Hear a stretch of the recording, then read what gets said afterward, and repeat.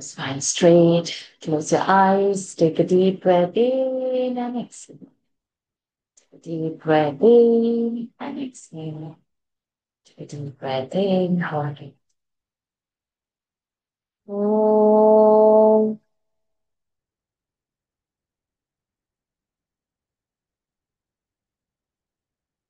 Om.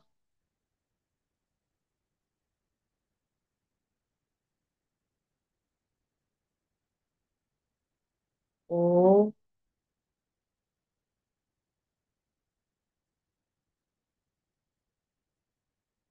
ॐ श्री गणेशाय नमः। ॐ श्री सरस्वत्यै नमः। ॐ श्री गुरुभ्यो नमः। समस्तजनकल्याणे निरतं करुणामयं नमामि चिन्मयं देवं सद्गुरुं ब्रह्मविद्वरं सद्गुरुं ब्रह्मविद्वरम् यो अन्तः प्रविश्य मम वाचमिमां प्रसुप्तां सञ्जीवयत्यखिलशक्तिधरस्वधाम्ना अन्यांश्च हस्तचरणश्रवणत्वगादीन् प्राणान्नमो भगवते पुरुषाय तुभ्यम् प्राणान्नमो भगवते पुरुषाय तुभ्यम् ॐ नमो भगवते वासुदेवाय। शुक्लाम्बरधरं विष्णुं शशिवर्णं चतुर्भुजं प्रसन्नवदनं ध्यायेत् सर्वविघ्नोपशान्तये। ईश्वरः परमः कृष्णः सच्चिदानन्दविग्रहः अनादिरादिर्गोविन्दः सर्वकारणकारणम् कृष्णं नारायणं वन्दे कृष्णं वन्दे व्रजप्रियम् कृष्णं द्वैपायनं वन्दे कृष्णं वन्दे प्रथासुतम् सच्चिदानन्दरूपाय विश्वोत्पत्त्यादिहेतवे तापत्रय विनाशाय श्रीकृष्णाय वयं नुमः। रमापतिपदाम्भोज परिस्फुरति मानसं सेनापतिमहं वन्दे विश्वक्सेनं निरन्तरम् प्रह्लाद नारद पराशर पुण्डरीक व्यासम्बरीश शुक शौनक भीष्मदाल्भ्यान् रुक्माङ्गदार्जुन वसिष्ठ विभीषणादीन् पुण्यानिमान् परमभागवतान् स्मरामि। ॐ नमो भगवते वासुदेवाय। जन्माद्यस्य यतोऽन्वयादितरतः चार्थेष्वभिज्ञस्वराट् तेने ब्रह्महृदाय आदिकवये मुह्यन्ति यत्सूरयः तेजो वारिमृदां यथा विनिमयः यत्र त्रिसर्गो मृषा धाम्ना स्वेन सदा निरस्तकुहकम् सत्यं परं धीमहि धर्मः प्रोज्झितकैतवोऽत्र परमः निर्मत्सराणां सताम् वेद्यं वास्तवमत्र वस्तु शिवदम् तापत्रयोन्मूलनम् श्रीमद्भागवते महामुनिकृते किं वा परैरीश्वरः सद्यो हृद्यवरुध्यते प्रकृतिभिः शुश्रूषुभिस्तत्क्षणात् निगमकल्पतरोर्गलितं फलं शुकमुखादमृतद्रवसंयुतं पिबत भागवतं रसमालयं मुहुरहो रसिका भुवि भावुकाः यं प्रव्रजन्तमनुपेतमपेतकृत्यं द्वैपायनो विरह कातर आजुहाव पुत्रेति तन्मयतया तरवोऽभिनेदुः तं सर्वभूतहृदयं मुनिमानतोऽस्मि यस्वानुभावमखिलश्रुतिसारमेकम् अध्यात्मदीपमतितितीर्षतान्तमोऽन्धम् संसारिणां करुणयाः पुराणगुह्यम् तं व्याससूनुमुपयामि गुरुं मुनीनां नारायणं नमस्कृत्य नरं चैव नरोत्तमं देवीं सरस्वतीं व्यासं ततो जयमुदीरयेत्। कृष्णाय वासुदेवाय देवकी नन्दनाय च नन्दगोपकुमाराय गोविन्दाय नमो नमः।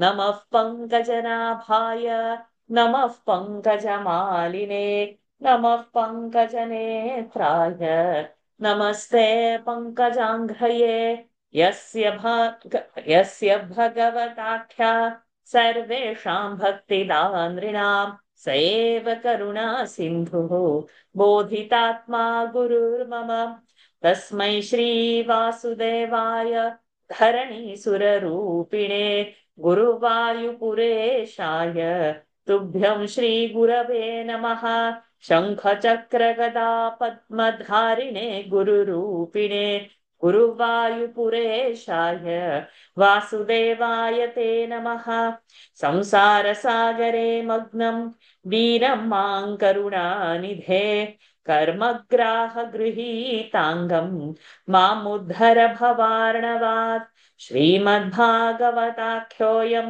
प्रत्यक्षः कृष्ण एव हि स्वीकृतोऽसि मया नाथ मुक्त्यर्थं भवसागरे मनोरथो मदीयोऽयं सफलः सर्वथा त्वया निर्विघ्नेनैव कर्तव्यः दासोऽहं तव केशव शुकरूपप्रबोधज्ञ सर्वशास्त्रविशारद एतत्कथा प्रकाशेन मदज्ञानं विनाशय पीताम्बरङ्करविराजितचक्रशङ्खं कौमोदकी सरसिजं करुणासमुद्रम् राधासहायमतिसुन्दरमन्दहासं वातालयेशमनिशं हृदि भावयामि वातालयेशमनिशं हृदि भावयामि Pranams to the Lord.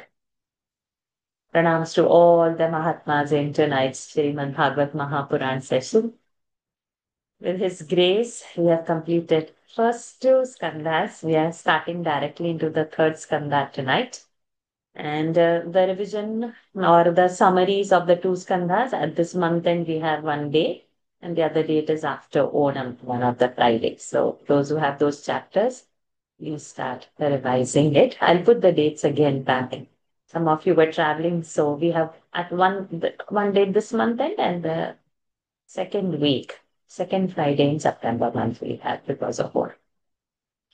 This is the longest chapter. I don't know whether we can complete. It will be ambitious, but let's see. Who knows? Lord will help us in completing. So let's get into the third Skanda's first chapter. Rajanma, we'll start first with you. Others can raise hands, those who ever want to volunteer. Om Shri Paramatmane Namaha. Om Shri Paramatmane Namaha. Srimad Mahapuranam. Srimad Mahapuranam. Tritiya Skandhaha. Tritiya Skandhaha. Atha Prathamodhyayaha. अथ प्रथमोऽध्यायः Shri Shuka Uvacha.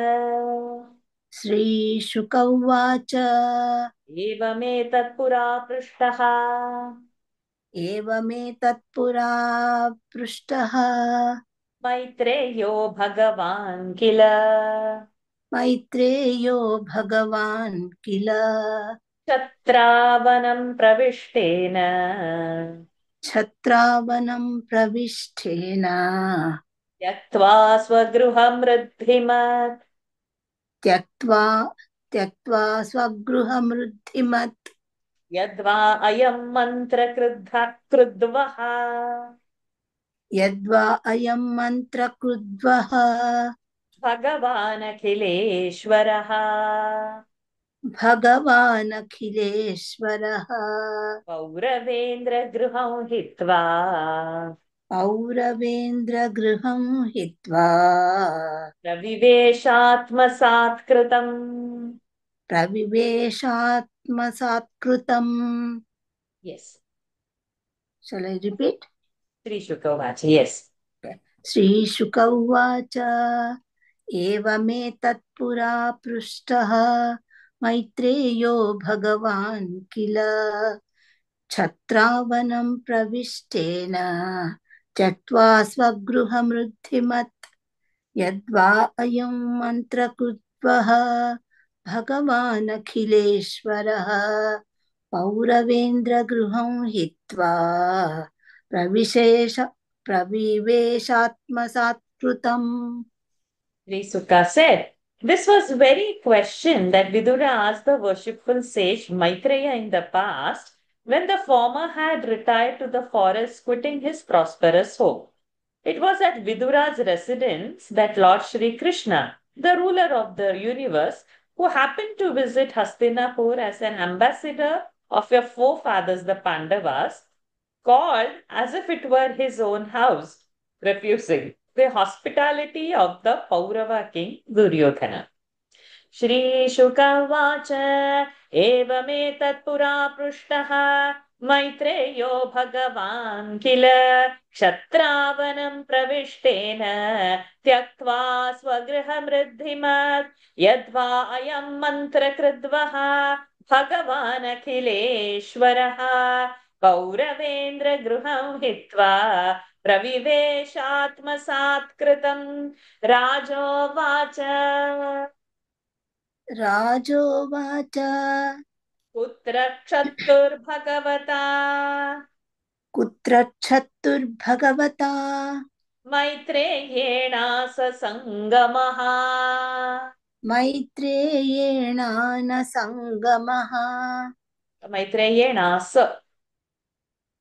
मैत्रेयेणास सङ्गमः कदा वा सह संवादः कदा वा सह संवादः एतद्वर्णयनः प्रभो एतद्वर्णयनः प्रभो नैहल्पार्थोदयस्तस्य न ह्यल्पार्थयोदयस्तस्य विदुरस्यामलात्मनः विदुरस्यामलात्मनः तस्मिन् वरीयसि प्रश्नः तस्मिन् वरीयसि प्रश्नः साधुवादोपबृंहितः साधुवादोपबृंहितः Do one more. Suta उवाच सूत उवाच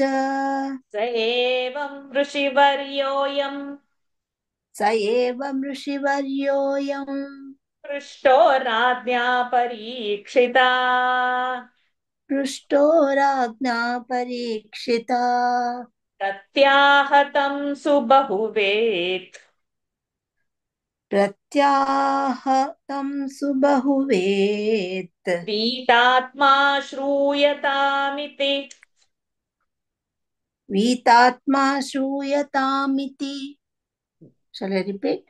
Yes. राजोवाच कुत्र क्षत्तुर्भगवता मैत्रेयेणान सङ्गमः कदा वा सह संवादः एतद्वर्णयनः प्रभो न ह्यल्पार्थोदयस्तस्य विदुरस्यामलात्मनः तस्मिन् वरीयसि प्रश्नः साधुवादोपबृंहितः. सूत उवाच स एव ऋषिवर्योऽयं पृष्टो राज्ञा परीक्षिता प्रत्याहतं सुबहुवेत् वीतात्मा श्रूयतामिति. Thank you, Rajamma. The king said, where did Vidura's meeting with the worshipful Maitreya take place? And when did he have a talk with him? Kindly tell me all this, my lord. Surely the question which the pure-hearted Vidura asked of the noblest sage Maitreya could not have been of small consequence, particularly when it was honored with the reply by a saint of no mean order. Suta continued, questioned as above by King Parikshit, and much delighted at heart over this, the all-wise Shuka, the foremost of sages, said in reply, listen. राजोवाच कुत्र क्षत्तुर्भगवता मैत्रेयेण ससङ्गमः कदा वा सह संवादः एतद्वर्णयनः प्रभो न ह्यल्पार्थोदयस्तस्य विदुरस्यामलात्मनः तस्मिन् वरीयसि प्रश्नः साधुवादोपबृंहितः सूत उवाच स एवं ऋषिवर्योऽयं पृष्टो राज्ञा परीक्षिता प्रत्याहतं सुबहुवेत् वीतात्मा श्रूयतामिति. Lalita, for next 5 verses. Let's do all 5 together. Shri Shuka Uvacha श्रीशुक उवाच यदा तु राजा स्वसुतान साधून् यदा तु राजा स्वसुतान् साधून् पृश्नन्न धर्मेण विनष्टदृष्टिः. पुष्णन् धर्मेण विनष्टदृष्टिः पृश्नन्न. So कृष्णन्न धर्मेण विनष्टदृष्टिः. So it will be Nyamudagama Sandhi adharmena. So we have to say both the nas to make it adharmena. Bhraturyavisthasya sutan vibandhun. भ्रातुर्यविष्ठस्य सुतान् विबन्धून् प्रवेशलाक्षा भवने ददाह. प्रवेश्य लाक्षा भवने तदाह यदा सभायां कुरुदेव देव्याः. यदा सभायां गुरुदेवदेव्याः केशाभिमर्शं सुतकर्म गर्ह्यम्.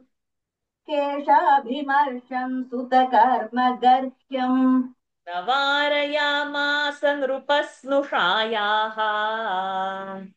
न वारयामास नृपस्नुषायाः स्वाश्रैर्हरन्त्याः कुचकुङ्कुमानि. स्वाश्रैर्हरन्त्याः कुचकुङ्कुमानि द्यूते त्वधर्मेण जितस्य साधोः. यूते स्वधर्मेण जितस्य साधोः सत्यावलम्बस्य वनागतस्य.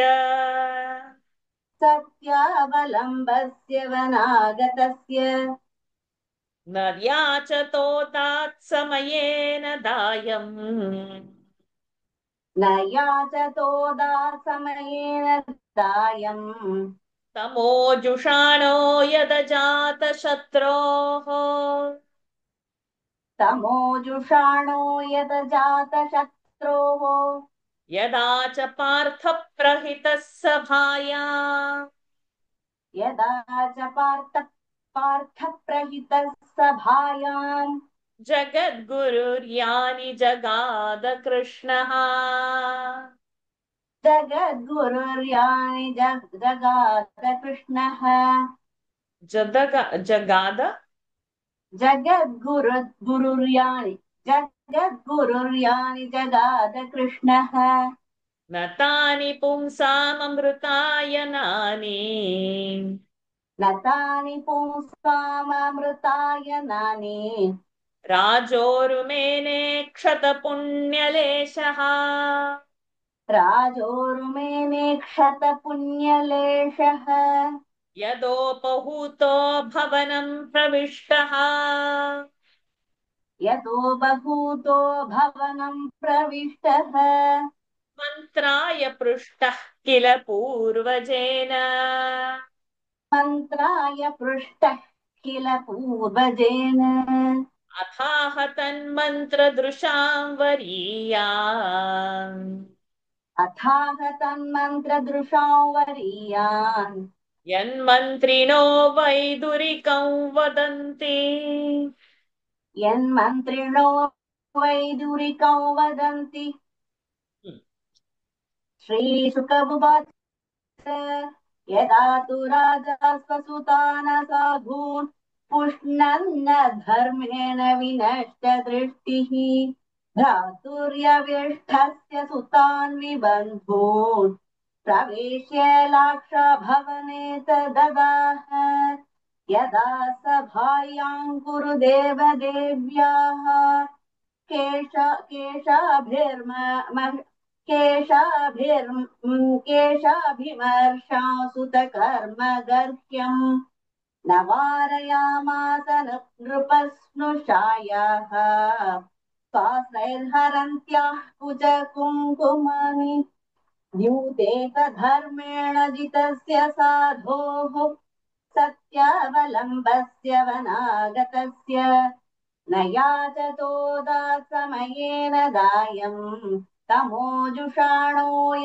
यदजातशत्रोः यदा च पार्थः प्रहितः सभायाम् जगद्गुरुर्यानि जगाद कृष्णः न तानि पुंसाममृताय नानि राजोरुमेने क्षतपुण्यलेशः यदोपहूतो भवनम् प्रविष्टः मन्त्राय पृष्टः किल पूर्वजेन तथाह तन्मन्त्रदृशावरीयान् यन्मन्त्रिणो वैदुरिकं वदन्ति. Thank you, Lalitama. Sri Sukha proceeded.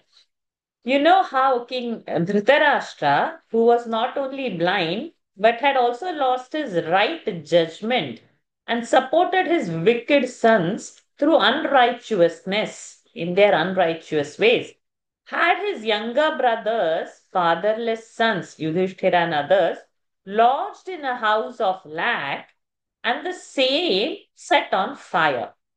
Nay, when in open court his second son, Dushasan, dragged by the hair Dhritarashtra's own daughter-in-law and the spouse of King Yudhishthira, Queen Draupadi, whose tears washed off the saffron painted on her bosom, she being covered by a single cloth, the king failed to stop that abominable act of his son. The guileless King Yudhishthira, who was devoted to truth and regarded none as his enemy, was worsted in a gambling bout by unfair means and sent in exile to the forest for a period of 13 years. But when, on expiry of the term of exile, he returned from the forest and asked back his share according to the terms of the agreement, Duryodhana refused to part with it, blinded as he was by infatuation.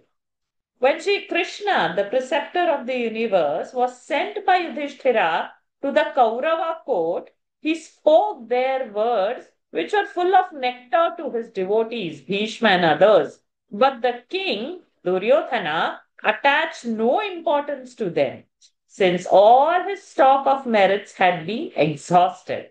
Again, when invited by his elder brother Dhritarashtra, Vidura entered the latter's private chamber and was asked to give his advice. The crest jewel of wise counselors gave a piece of advice which politicians still speak of with reverence as Vidura Niti, the counsel of Vidura. Widely studied in the Sanskrit scholars. As a learner of Sanskrit scholar, we have to study this particular text, Vidura Niti. If at all one can lay hands on it, please buy and read on your own. It's an extremely invaluable text.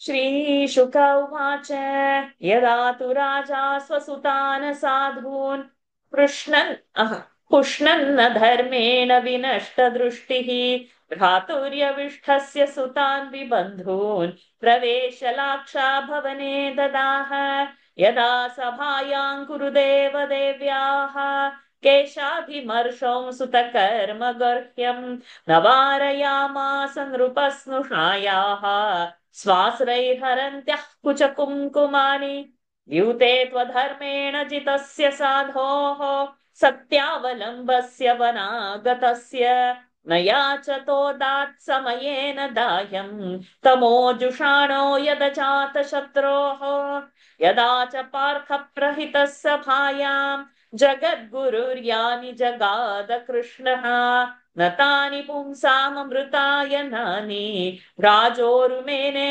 क्षतपुण्यलेशः यदोपहूतो भवनं प्रविष्टः मन्त्राय पृष्टः किल पूर्वजेन अथाह तन्मन्त्रदृशां वरीयान् यन्मन्त्रिणो वैदुरिकं वदन्ति. Nikhila ji and Sri Hari ji, who is coming first? Okay. So first five you would do, next five you would do. So from 11 to 15 and then 16 to 20. We'll read the meaning all together later. अजातशत्रोः प्रतियच्छदायम् अजातशत्रोः प्रतियच्छदायम् तितिक्षतो दुर्विषहन्तवागः तितिक्षतो दुर्विषहन्तवागः सहानुजो यत्र वृकोदराहिः सहानुजो यत्र वृकोदराहिः श्वसन्नृषा यत्त्वमलं बिभेषि श्वसन् रुषाय त्वमलं बिभेषि पार्थांस्तु देवो भगवान् मुकुन्दः पार्थांस्तु देवो भगवान् मुकुन्दः गृहीतवान् स क्षितिदेवदेवः गृहीतवान् स क्षितिदेवदेवः आस्ते स्वपुर्यां यदुदेवदेवः आस्ते स्वपुर्यां यदुदेवदेवः विनिर्जिताशेषनृदेवदेवः विनिर्जिता शेषनृदेवदेवः स एष दोषः पुरुषद्विडास्ते स एष दोषः पुरुषद्विडास्ते गृहान् प्रविष्टोऽयमपत्यमत्या गृहान् प्रविष्टो यमपत्यमत्या पुष्णासि कृष्णाद्विमुखो गतः श्रीः पुष्णासि कृष्णाद्विमुखो गतः श्रीः त्यजाश्वशैवं कुलकौशलाय त्यजाश्वशैवं कुलकौशलाय इत्यूचिवांस्तत्र सुयोधनेन इत्यूचिवांस्तत्र सुयोधनेन प्रवृद्धकोपस्फुरिताधरेण प्रवृद्धकोपस्फुरिताधरेण असत्कृतः सत्पृहणीयशीलः असत्कृ असत्कृतः सत्स्पृहणीयशीलः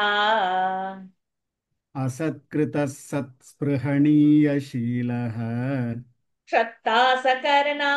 क्षत्तासकर्णानुजसौबलेन क्षत्तासकर्णानुजसौबलेन क एनमत्रोपजुहावजिह्वम् क एनमत्रोपजुहावजिह्वम् जिह्वम् जिह्वम् no no जिम् जिह्वम् ओ क एनमत्रोपजुहावजिह्वम् correct दास्यासुतं यद्बलिनैव पुष्टः दास्यासुतं यद्बिलिन दास्यासुतं यद्बलिनैव पुष्टः तस्मिन् प्रतीपः परकृत्य आस्ते तस्मिन् प्रतीपः परकृत्य आस्ते निर्वास्यतामाशु पुराश्वसानः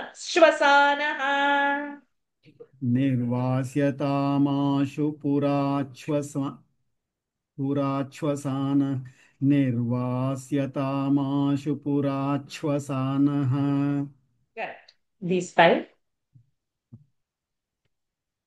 अजातशत्रोः प्रतियच्छदायम् If you want to go for your higher pitch, your natural pitch, you please do it. अजातशत्रोः प्रतियच्छदायम् तितिक्षतो दुर्विषहन्तवागः सहानुजो यत्र वृकोदराहिः श्वसन् रुषाय त्वमलं बिभेषि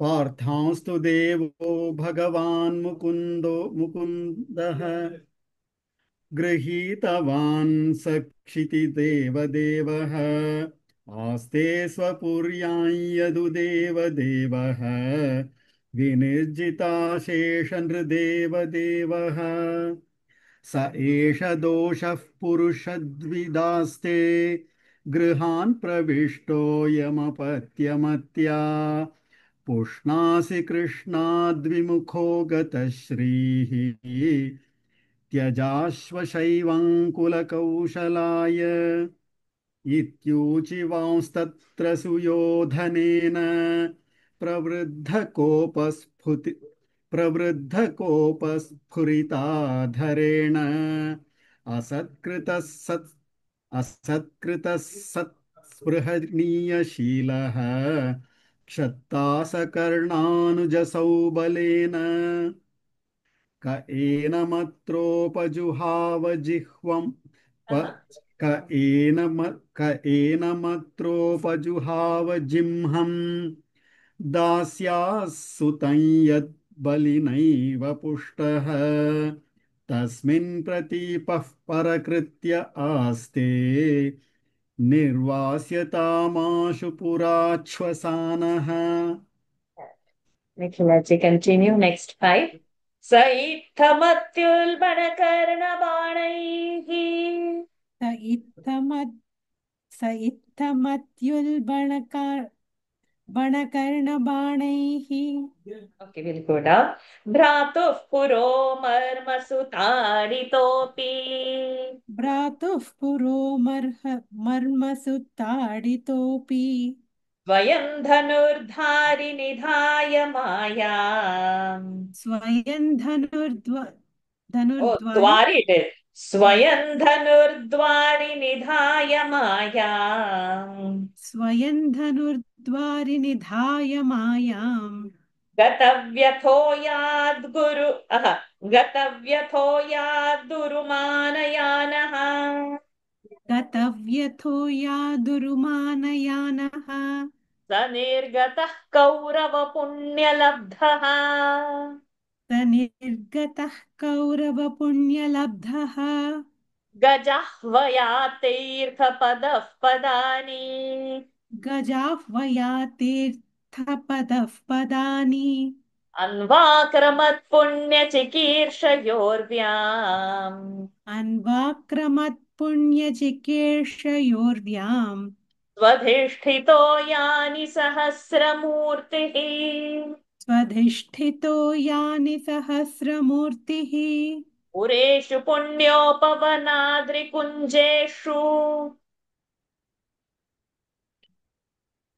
पुरेषु पुण्योपपवनार्द्रिकुञ्चेषु अपङ्क्तो ये अपङ्कतो येषु सरित्सरस्सु अपङ्कतो येषु सरित्सरस्सु अनन्तलिङ्गैः समलङ्कृतेषु अनन्तलिङ्गैः समलङ्कृतेषु चचार तीर्थायननेष्वनन्यः चचार तीर्थायतनेष्वनन्यः गाम्पर्यटन्मेध्यविविक्तवृत्तिः गां पर्यटन्मेध्यविविक्तवृत्तिः सदा प्लुतोधशयनोऽवधूतः सदा प्लुतोधशयनोऽवधूतः अलक्षितस्वैरवधूतवेषः अलक्षितस्वैरवधूतवेषः व्रतानि चेरे हरितोषणानि व्रतानि चेरे हरितोषणानि इत्थं व्रजन् भारतमेव वर्षम् इत्थं व्रजन् भारतमेव वर्षम् कालेन यावद् गतवान् प्रभासम् कालेन यावद् गतवान् प्रभासम् तावच्छशासक्षितिमेकचक्रा तावच्छशासक्षितिमेव चक्राम् एकातपत्रामजितेन पार्थः एकातपत्रामजितेन पार्थः त इत्थमत्युल्बणकर्णबाणैः भ्रातुः पुरो मर्मसुताडितोऽपि स्वयं धनुर्द्वारि निधाय मायां गतव्यथो यादुरुमानयानः स निर्गतः कौरवपुण्यलब्धः गजाह्वयात्तीर्थपदः पदानि अन्वाक्रमत्पुण्यचिकीर्षयोर्यां स्वाधिष्ठितो यानि सहस्रमूर्तिः पुरेषु पुण्योपपवान्द्रिकुञ्जेषु अपङ्गतो येषु सरस्सुरस्सु Start again. अनन्त Start Pureshu again. पुरेषु पुण्योपवनाद्रिकुञ्जेषु अपङ्गतो येषु सरित्सुरत्सु Sarasu. अनन्त सुरस्सु सरित्सरत्सु अनन्तलिङ्गैः समलङ्कृतेषु चचारतीर्थायतनेष्वनन्यः गां पर्यटन्मेध्य विविक्तवृत्तिः सदा प्लुतोधः शयनो वधूतः अलक्षितस्वैरवधूतवेषः व्रतानि चेरे हरितोष्णनानि Toshana. हरितोष्ण व्रतानि चेरे हरितोषणानि इत्थं व्रजन् भारतमेव वर्षं कालेन यावत् गतवान् प्रभासं तवाश्च शासक Tavano. तव Tava. ताव Tava. तावच्च क्षितिमेकचक्राम् एकातपत्रामजितेन Partha Thank you, Nicola ji. Padma ji, come over and do the next 5 verses so that we complete that paragraph and then we see the meaning. Next 5 verses. Okay, you will ask the house to be silent for your 5 verses. Ha. Okay. तत्राथ शुश्राव सुहृद्विनष्टिम् तत्राथ शुश्राव सुहृय Surad, द्विनष्टिम् it's not complicated. Surad Vinashtim. सुहृद्विनष्टिम् वनै यथा वेणुजवह्नि संश्रयम् वनै यथा जवहन्नि संश्रयम् वेणुजवह्नि संश्रयम् वनै यथा वेणुजवह्नि संश्रयम् संस्पर्धया दग्धमथानुशोचन् संस्पर्धया दग्धमथानुशोचन् सरस्वतीं प्रत्यगियाय तूष्णीम् सरस्वतीं प्रत्यगियाय तूष्णीम् तस्यांशितस्योशनसो मनोश्च तस्यान्त्रितस्योषणसो मनोश्च पृथोरथाग्नेरसितस्य वायोः पृथो रथाग्नेरसितस्य वायोः तीर्थं सुदासस्य गवाङ्गुहस्य तीर्थं सुदामस्य गवाङ्गुहस्य दाम्नो सुदासस्य तीर्थं सुदासस्य गवाङ्गुहस्य गुहस्य यच्छ्राद्धदेवस्य स आसिषेवे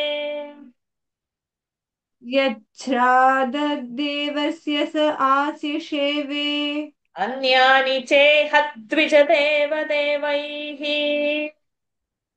अन्यानि चेह द्विजदेवदेवैः कृतानि नानायतनानि विष्णोः कृतानि नानायतनानि विष्णोः प्रत्यङ्गमुख्याङ्कितमन्दिराणि प्रत्यङ्गमुख्या प्रत्यङ्गमुख्याङ्कितमन्दिराणि यद्दर्शनात् कृष्णमनुस्मरन्ति यद्दर्शनात् कृष्णमनुस्मरन्ति ततस्त्वतिव्रज सुराष्ट्रमृद्धम् ततस्त्व ततस्त्वतिव्रजस्य सुराष्ट्रमध्यम् ततस्त्वतिव्रज्य सुराष्ट्रमृद्धम् ततस्त्वतिव्रजस्य सुराष्ट्रमध्यम् व्रजस्य, why are you doing व्रजस्य? There is no व्रजस्य. अय्यो ततस्त्वतिव्रज्य सुराष्ट्रमध्यम् सौवीरमत्स्यान् कुरुजाङ्गलांश्च सौवीरमत्स्यान् कुरुजाङ्गलांश्च कालेन तावद्यमुनामुपेत्य कालेन तावद्यमुनामुपेत्य तत्रोद्धवम् भागवतम् ददर्श तत्रोद्धवम् भागवतम् ददर्श स वासुदेवानुचरम् प्रशान्तम् स वासुदेवानुचरम् प्रशान्तम् बृहस्पतेः प्राक्तनयम् प्रतीतम् बृहस्पतेः प्राक्तनयम् प्रतीतम् आलिङ्ग्य गाढम् प्रणयेन भद्रम् आलिङ्गय गाढम् प्रणयेन भद्रम् आलिङ्ग्य लिङ्गय, why are you saying आलिङ्ग्य आलिङ्ग्य गाढम् प्रणयेन भद्रम् आलिङ्ग्य गाढम् प्रणयेन भद्रम् महाप्राण स्वानामपृच्छद् भगवत्प्रजानाम् स्वानामपृच्छद् भगवत्प्रजानाम् तत्राथ शुश्राव सुह्य सुहृद् विनष्टिम्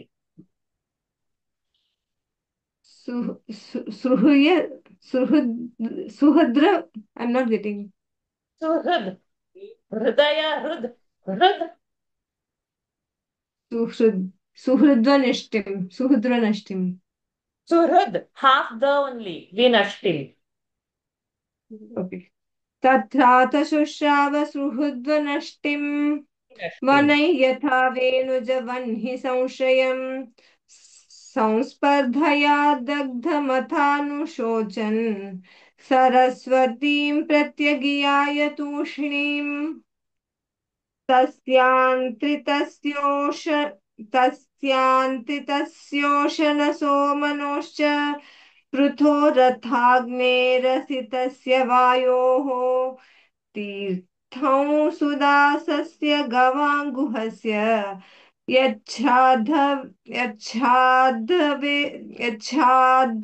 यच्छाद्धदेवस्य स आशिषवे अन्यानि चेह द्विजदेवदेवैः कृतानि नानायतनानि विष्णोः प्रत्यङ्गमुख्या प्रत्यङ्गमुख्याङ्कितमन्दिराणि यद्दर्शनात् कृष्णमनुस्मरन्ति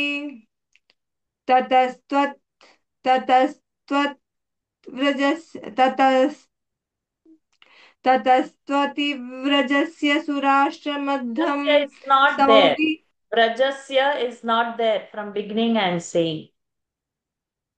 ततस्त्वतिव्रज्य सुराष्ट्रमध्यम् सौवीरमत्स्यान् कुरुजाङ्गलांश्च कालेन तावद्यमुनामुपेत्य तत्रोद्धवम् भागवतम् ददर्श स वासुदेवानुचरम् प्रशान्तम् बृहस्पतेः प्राक्तनय्यम् प्रतीतम् आलिङ्ग्य गाढम् प्रणयेन भद्रम् स्वानामपृच्छद् भगवत्प्रजानाम् This is the effect and the result if you are multitasking during the class. You are not so bad in chanting. You chant actually very well. But now because the mind is scattered, so many errors in chanting. For 5 verses to do, you are struggling. But you are not so bad. You are teaching such a big group also. You are correcting others also. You are doing. But now when the mind is scattered, it is not available for chanting. Because Bhagavatam to chant is unlike other text, it is something different. You have to give full attention. Don't multitask. Let us see the meaning from verse number 11 onwards. Vidura said, return the share of Yudhishthira, who regards none as his enemy and has been tolerating the wrongs done by you, even though they are hard to bear. He is followed by Bhima, whom you are terribly afraid of, and who, with his younger brothers, Arjuna and others, is hissing in fury as a serpent. The cause of the Pandavas, the sons of Pritha, has been espoused by Lord Sri Krishna, the bestower of liberation himself, who is adored as a deity by Yadava chiefs, who is staying at present in his own capital Dwaraka, having conquered big sovereigns, and who has all the Brahmanas and gods on his side. It is evil incarnate that has entered your house in the person of Duryodhana, whom you are fostering as a son and who is an enemy of the Supreme Person, Sri Krishna. That is why you too have turned your face against Sri Krishna and lost your splendor. Therefore, in the interest of your race, abandon this unlucky fellow at once. Vidura had a disposition which was coveted even by saints. But when he uttered these words on that spot, the anger of Duryodhana and his companions, Karna, Dushasana, Duryodhana's younger brother, and Shukuni, son of Subala and Duryodhana's maternal uncle, knew no bounds. Their lips began to quiver, and Duryodhana insultingly interposed, who has called this crooked son of a maid servant here? Hostilely disposed towards the master on whose crumbs he has grown fat. He works for the enemy's cause. Although his life may be spared, he should be banished from my capital at once. Cut to the quick by these most poignant words, which pierced his ears like shafts, in the presence of his brother, King Dhritarashtra, but recognizing the greatness of the Lord's Maya deluding potency, Vidura did not feel the least perturbed in mind and quietly left the palace himself, depositing his bow at the gate. Vidura, whose birth in the race of Kurus had been secured as a result of great merit, who was an acquisition to the race of Kuru, departed from Hastinapura and with a view to acquiring religious merit, undertook a pilgrimage to all holy places on earth's surface, sacred to the Lord, whose feet are ever hallowed, and where the Lord resides in 1,001 forms. Unaccompanied by anyone else, he visited on foot cities, sacred groves, mountains, bowers, rivers, and lakes containing limpid water and holy places graced with Lord's images. He perambulated the earth, Pradakshina, in the garb of a recluse, so that he could not be recognized by his own people, lived on pure food such as fruits, etc., dropped from the trees, bathed in all sacred waters without exception, slept on the ground, never made his toilet, and observed vows that pleased Sri Hari. While he was yet traveling in the land of Bharatavarsha and reached Prabhasa near Dwaraka, King Yudhishthira, son of Pritha, had established himself with the help of Sri Krishna as the universal and undisputed sovereign of the entire globe. There, at Prabhasa, he heard how his kinsmen, the Kauravas, had perished due to mutual jealousy, even as the thicket of bamboos is consumed by fire produced by the friction of one bamboo against another. Grieving over the holocaust, therefore, he quietly repaired to the bank of Saraswati, where it flows in westerly direction.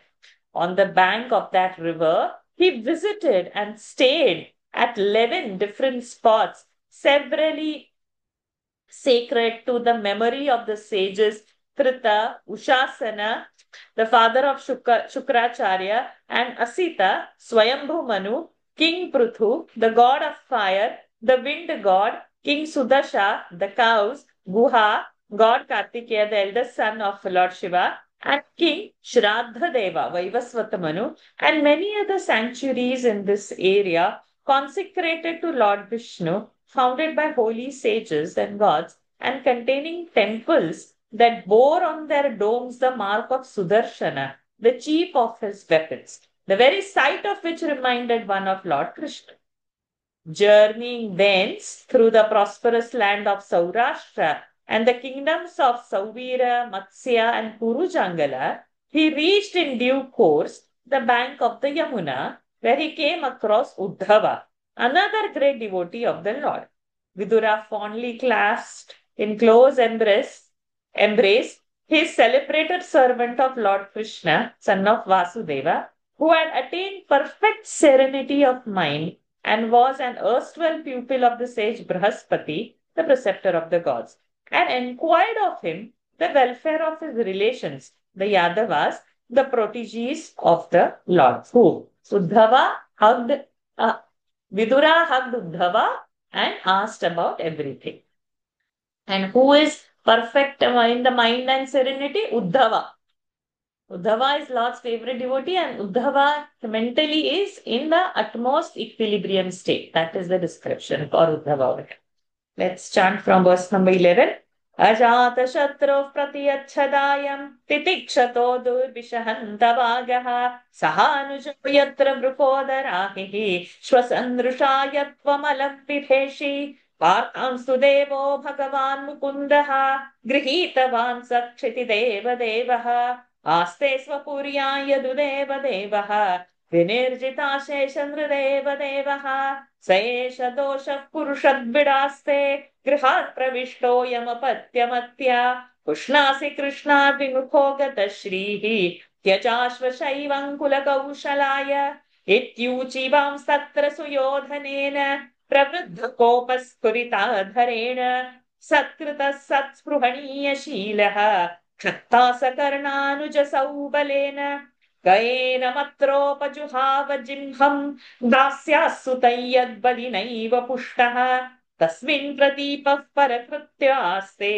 निर्वास्यतामाशु पुराश्वसानः सैत्थमत्युल्बणकर्णबाणैः घ्रातुः पुरो मर्मसुताडितोऽपि स्वयं धनुर्द्वारि निधाय माया गतव्यथो यादुरुमानयानः स निर्गतः कौरव पुण्यलब्धः गजाह्वया तीर्थपदः पदानि अन्वाक्रमत् पुण्यचिकीर्षयोर्व्याम् स्वधिष्ठितो यानि सहस्रमूर्तिः पुरेषु पुण्योपवनाद्रिकुञ्जेषु अपगतो येषु सरित्सरस्सु अनन्तलिङ्गैः समलङ्कृतेषु चचार तीर्थायतनेष्वनन्यः कां पर्यटन्मेध्य विविक्तवृत्तिः सदा प्लुतोधः शयनोऽवधूतः अलक्षितः स्वैरवधूतवेषः व्रतानि चेरे हरितोषणानि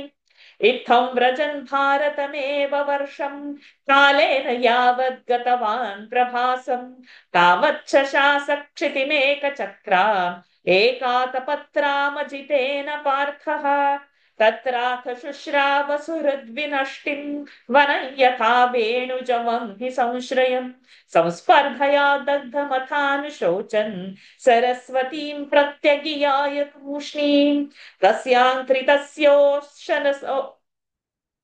तस्यान्त्रितस्योशनसो मनोश्च पृथोरथाग्नेरसितस्य वायोः तीर्थं सुदासस्य गवाङ्गुहस्य यच्छ्राद्धदेवस्य सहासिषेदे अन्यानि चेहद्विजदेवदेवैः कृतानि नानायतनानि विष्णोः प्रत्यङ्गमुख्याङ्कितमन्दिराणि यद्दर्शनात् कृष्णमनुस्मरन्ति ततस्त्वतिव्रज सुराष्ट्रमृद्धं सौवीरमत्स्यान् कुरुजाङ्गलांश्च कालेन तावद्यमुनामुपेत्य त्रोद्भवं भागवतं ददर्श स वासुदेवानुचरं प्रशान्तं बृहस्पते प्राक्तनयं प्रतीतम् आलिङ्ग्य गाढं प्रणयेन भद्रं स्वानामपृच्छद्भगवत्प्रजानाम्. Okay, Sachivji.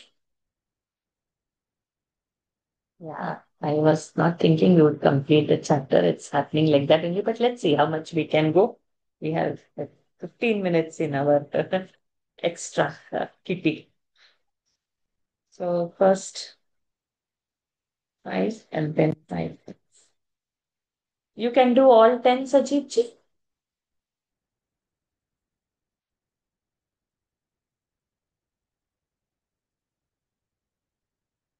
Am I audible? My internet went because Stop the for power. just a moment. Okay, because the power went. You can do all 10 together, Sajidji. I'll try. I can try. Try. कच्चित् पुराणौ पुरुषौ स्वनाभ्यः पाद्मानुवृत्तेः किलावतीर्णौ. कच्चित् पुराणौ पाद्मानु. कच्चित् पुराणौ पुरुषौ स्वनाभ्यः पाद्मानुवृत्तेः किलावतीर्णौ. Good. आसात ऊर्व्यः कुशलं विधाय. आसातौर्व्यः कुशलं विधाय. कृतक्षणौ कुशलं शूरगेः. कृतक्षणौ कुशलं शूरगेः. We can do it actually one by one. That will also make the speed fast and you will not have too much to remember later.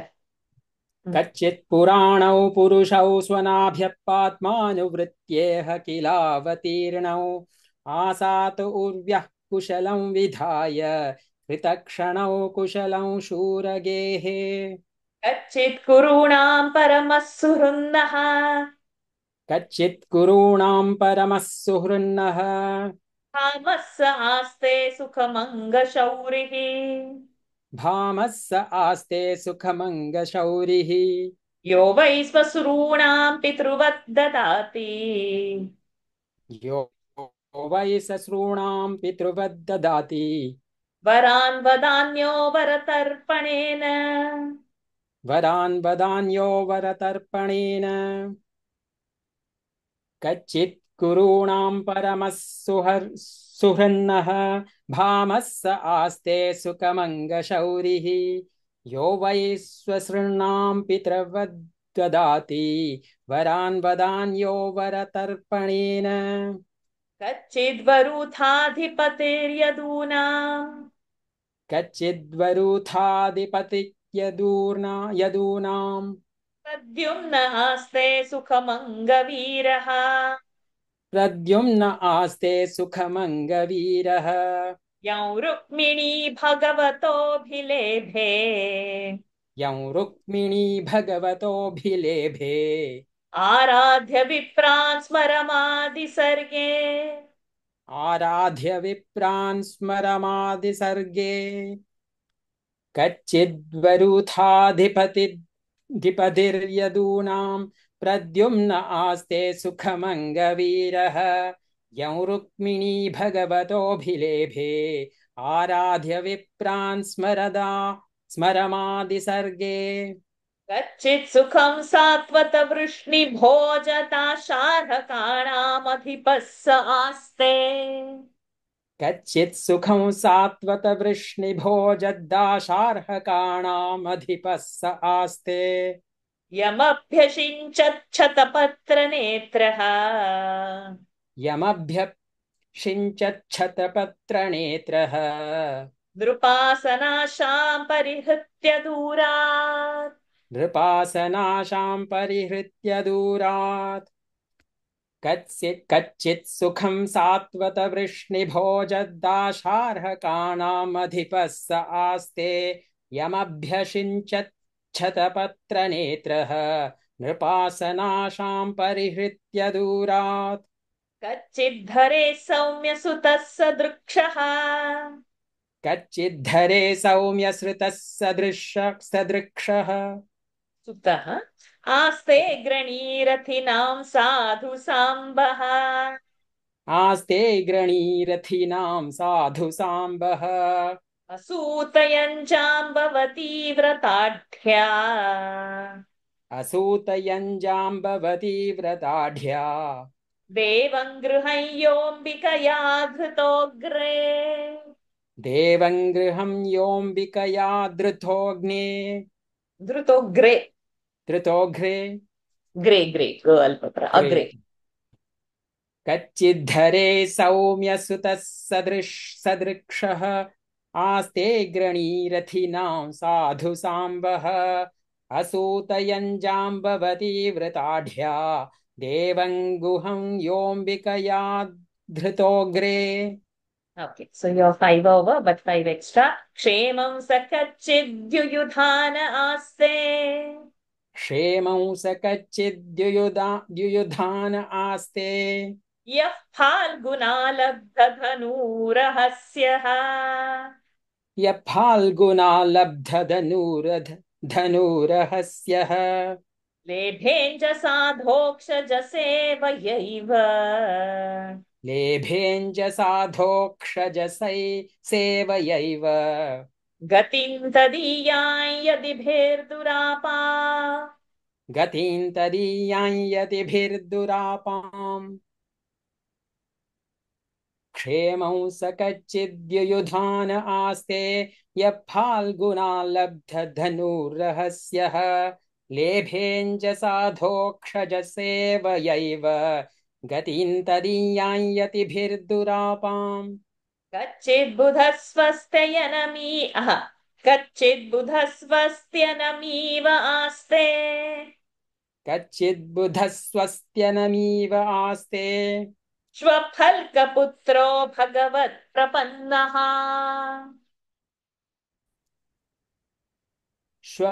श्वपल्कपुत्रो भगवत्प्रपन्नः. Folk यः कृष्णपादाङ्कितमार्गपांसुषु यः कृष्णपादाङ्कितमार्गपांसुषु अचेष्टत प्रेम विभिन्न धैर्यः वचेष्टत प्रेम is the starting अचेष्टत प्रेम विभिन्न धैर्यः. bitwise there प्रेम कच्चिद्बुधस्वस्त्यनमीव आस्ते श्वफल्कपुत्रो भगवत्प्रपन्नः यः कृष्णपादाङ्कितमार्गपांसुषुः सुषु अचेष्टत प्रेम विभिन्न धैर्यः. Correct कच्चिच्छिवन् देवकभोजपुत्र्या कच्चिच्छिवन् देवकभोजपुत्र्या विष्णुप्रजाया इव देवमातुः विष्णुप्रजाया इव देवमातुः या वै स्वगर्भेण दधार देवम् या वै स्वगर्भेण दधार देवम् त्रयी यथा यज्ञवितानमर्थम् त्रयी यथा यज्ञवितानमर्थम् कच्चिच्छिवन् देवकभोजपुत्र्या विष्णुप्रजाया इव देवमातुः या वै स्वगर्भेण दधार देवम् त्रयी यथा यज्ञवितानमर्थम्. अपि स्विदास्ते भगवान् सुखं वः अपि स्विदास्ते भगवान् सुखं वः यः सात्वतां कामदुभो निरुद्धः यः सात्वतां कामदुधो निरुद्धः दुघो यः सात्वतां कामदुघो निरुद्धः यमामनन्ति स्मः शब्दयोनिम् यमामनन्ति स्मः शब्दयोनिम् मनोमयं सत्त्वतुरीयतत्त्वम् मनोमयं सत्त्वतुरीयतत्त्वम् अपि स्विदास्ते भगवान् सुखं वः यः सात्वतां कामदुघो निरुद्धः यमाममन्ति मनन्ति स्मः शब्दयोनिम् मनोमयं सत्त्वतुरीयतत्त्वम् विस्विदन्ये च निजात्मदैवम् अपि स्विदन्ये च निजात्मदैवम् अनन्यवृत्त्या समनुव्रताये अनन्यवृत्त्या समनुव्रताये हृदीकसत्यात्मज चारुदेष्ण गदा गदय स्वस्ति चरन्ति सौम्य हृदीकसत्यात्मजजा चारुदेष्ण चारु जचारुजेष्ण चारु चारु आत्मज चारुदेष्ण गदादयः हृदीकसत्यात्मजचारुदेष्ण गदादयः स्वस्ति चरन्ति सौम्य अपि स्विदन्ये च निजात्मदैवम् अनन्यवृत्त्या समनुव्रताये हृदिकसत्यात्मजचारुदेष्ण गदादयः स्वस्ति चरन्ति सौम्य. Yes. Thank you, Sachinji. We have 5 minutes. We'll try to read the meaning. Then if chanting time is there, we'll chant now. Otherwise, we'll chant it in the next week. So in the mind, the topic will clear. The two primal persons, Balaram and Shri Balaram and Shri Krishna, appeared in human semblance on this globe in response to the prayer of Brahma, who was born of the very lotus that had sprung from the Lord's own navel.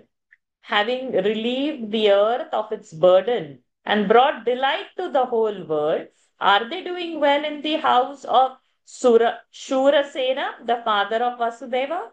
Dear Uddhava, is our brother-in-law, sister's husband, Vasudeva, son of Shurasena, quite happy? Vasudeva, who is the greatest friend and well-wisher of the Kurus, and who, like a father, liberally bestows on his sisters, Kunti and others, the gifts of their choice, bringing satisfaction by offering such rich presents even to their husbands. Again, dear friend, is that heroic Pradyumna, the generalissimo of the Yadava forces, quite well? Pradyumna, who was no other than God of love in his previous incarnation, and his mother Rukmini secured from the Lord by propitiating the Brahmanas. Is Ugrasena, the ruler of the Satvatas, Vrishnis, Bhojas, and Dasharhas prospering? Ugrasena, whom the lotus-eyed Lord Shri Krishna installed on the throne of Mathura, even though he had stood aloof, having lost all hope of regaining the throne. Is Shri Hari's, Krishna's son, Samba, who is the equal of his father and the foremost of the Kar warriors, faring well? O gentle Uddhava, Samba, who is no other than God Guha, that is Kartikeya, Subramanya, whom goddess Ambika Parvati bore in her womb in the past, and to whom Jambavati, the daughter of Jambavan, and one of the 8 principal consorts of Lord Shri Krishna, gave birth once again, is a fruit of her religious observances. Is that Yuyudhana, Satyaki, quite happy, who received the secrets of bowmanship from Phalguna, Arjuna, and who easily secured through the mere service of Lord Adhokshaja, Shri Krishna, the position of his devotees, which is difficult of attainment even for ascetics? Is the wise and sinless Akrura, son of Shwaphalka, quite healthy? Akrura, who is devoted to the Lord and who beside himself with love rolled about in the dust of the road marked with the footprints of Lord Shri Krishna. When he went, Akamsa had sent to Braja, and then how he was happy, that description we saw in Narayana. It will come later in Bhagavatam also. Is all well with Devaki, daughter of Devaka, the chief of Bhoja clan of Kshatriyas, who is as good a mother of Lord Vishnu as Aditi, the mother of gods, and who bore the Lord in her womb, even as the 3 Vedas, where the extensive ritual, the elaborate details and procedure of various sacrifices as they import. Is the divine Aniruddha, the grandson of Lord Shri Krishna, perfectly all right? Aniruddha, who grants the desires of his worshippers like you, and whom the scriptures have declared as the source of the Vedas, and the deity presiding over the mind, Manas, which constitutes the fourth part of the inner sense, which is composite of four elements, that is Chitta, Ahankara, Buddhi, and Manas. And or other people such as Hridika, the Yadava chief, the sons of Satyabhama, Charudeshna, Pradyumna's real brother, and Gada, the brother of Sri Krishna, faring well. Oh, gentle Uddhava, people who are exclusively and fully devoted to Krishna, the Lord of Heart. So I think we are going to stop. I'll not chant this, but this is a homework. Very beautiful paragraph this is. It's telling not only the names and his questions, but what name is associated with what? With their parakrama and their attribute of that character. So if it is Akrura, then what he has done. If it is Aniruddha, then what he has done. So every character has a speciality over here. This we should know. So we should not take this as questions, mere questions by Vidura to Uddhava. In this, there is so much given, that knowledge. And what is a name standing for? What is its respect with Krishna? And how are they their characters? So please do read it. If want, you make a table of this name, the meaning of that name, and the characteristic of that particular character. Okay, let's stop for today. We'll come back again to complete the next 10 verses and the first chapter. Next chapter, the second chapter is 34 verses. So again, it is mounting with this plus 10 as 45. So again, there will be 10 balance. We'll ask in the group if we can meet some maybe 20 minutes early or half an hour early instead of 6:30, 6 o'clock in the next class, so that we can complete these 10 verses, so that the 34 verses can be complete. I'll ask that in a group. I'm not sure how America, Canada, and in Singapore, the previous classes are there. I'm not sure about it. Okay, let's end the sessions. 1 minute left for daily Gita. ॐ पूर्णमदः पूर्णमिदं पूर्णात् पूर्णमुदच्यते पूर्णस्य पूर्णमादाय पूर्णमेवावशिष्यते ॐ शान्ति शान्ति शान्तिः हरिः ओम् श्रीगुरुभ्यो नमः हरिः ओम् श्रीकृष्णार्पणमस्तु सदा सर्वत्र गोविन्दनामसङ्कीर्तनम् गोविन्दा गोविन्दा नारायण अखिल गुरो भगवं नमस्ते. Hari Om everyone. Thank you for joining. I hope you all are enjoying Bhagavatam as much as I am doing. As we are getting deeper and deeper now, third canto also started. Thank you, Varshaji. Thank you. Ma, half an hour early, is it too early for you over there in US? For me, no problem. Because once in a week, no, I'm attending only for this. next week. Only for next week to complete the chapter. What's the Sure. time now? What's your time? Just 1 minute. It is 7:15. Now, at ending is 7:15. Yeah. So 6:15. I'm asking you to come at 5:45. Okay. Yeah, I'll come. Okay. No problem for me. And in Singapore, there is a previous class before this, Ushaji's class? No, Varshaji. Ushaji's classes moved to Thursdays now. Chingyol now. So, okay. So next week, then we can do 6 o'clock? Yes, Half an hour early? Yeah, 6. That means for me it will be 5:30. 5:45. No, it will be 5:30. Oh, For 5:30. me, it starts at 5:30. Okay. Normally, because even again, it will change the times in November again, and it will go. We'll keep on. So only for next class, so that we Yeah, no don't keep problem. at half chapter. Yeah, no problem. Okay, ma. So next week, 6 o'clock. Okay. Okay. Hari Om. Thank you. Thank you. Hari Om. Hariom Varshaji. Hari Om, my dear. Don't lose yourself. You have become ready so well, so good. Don't fall from there. Keep that space. You have reached very good heights. Your chanting is good. You have to preserve it. I won't allow you to fall down. Okay. Actually, I'm not well. I have fever. I'm having fever too. 3 days I was bedridden, but I'm up. It is not shown, no? The chanting will stop. So, doesn't mind. Bless you. Get well soon, but don't leave this. Hurry up. Hurry up. Actually, no, when you I called my have to name, go. at that time only disturbance started. One call came to Doesn't my matter. son. Let's go because daily Gita doesn't matter. Hurry up, my dear child. Hurry up. Hurry